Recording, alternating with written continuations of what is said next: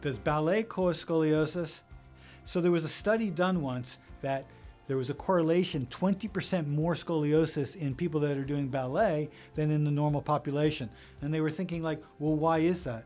Well, I'm thinking that it's probably because those are the girls that tend to do ballet, the people that are already prone to the scoliosis, because that research never came up with a conclusion. It just found a correlation. Ballet, 20% more scoliosis than the normal population. Thanks for watching. I hope you found all this information helpful. Please subscribe if you'd like to have more information about scoliosis, and don't forget to hit the bell. That'll alert you whenever we publish new information.